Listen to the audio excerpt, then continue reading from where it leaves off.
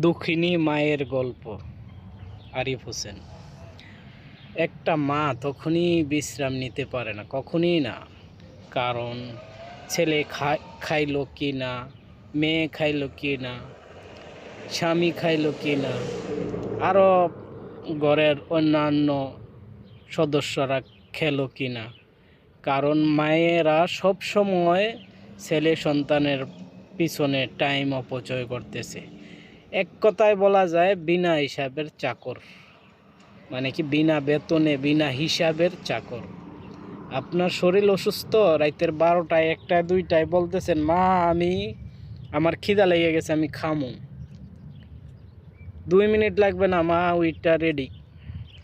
আর যদি একটা কাজের মেয়ে রাখেন, তখন রাতের 2টা 12টা বাজে যদি বলেন যে আমারে কিছু খানা বানাই দাও, আমি খাবো, তখন সে বলবে না আমি এত রাইতে কি এর লেগে কি, আমি পারবো না, এই সেই। 1 দিন ডাকবেন, 2 দিন ডাকবেন, 3 দিনের দিন বলবে যে আমি পারবো না।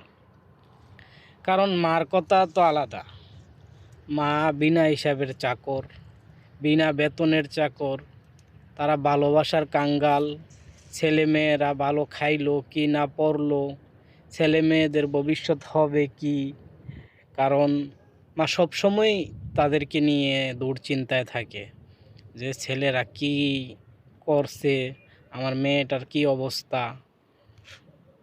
তাদের বিনা হিসাবে যে পরিশ্রম করতেছে সারা জীবন ভরে, আপনাকে যে পেটের থেকে ধরে একবারে সে মরার আগ পর্যন্ত, মা মরার আগ পর্যন্ত।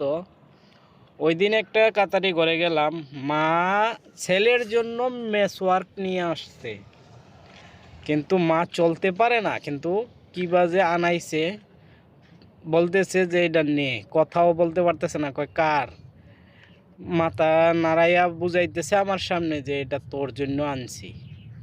তো মা হইছে সেই লোক যারা মায়ের কদর বোঝে না, তারা ঠিকই দুনিয়া থেকে তাদেরকে উঠাই দেওয়ার দরকার। কারণ মা একটা এরকম একটা জিনিস, ছেলেটা বাড়িতে থাকছে, ওই গানে গেছে, মাহফিলে গেছে, উরুসে গেছে, যে কোনো জায়গায় গেছে, মা অপেক্ষায় আছে যে কি আমার ছেলেটা আসবে কোন সময়ে, ছেলেটা আসার পরে আমি খাবো, ওরে খাওয়াবো, অপেক্ষায় থাকে সব সময়।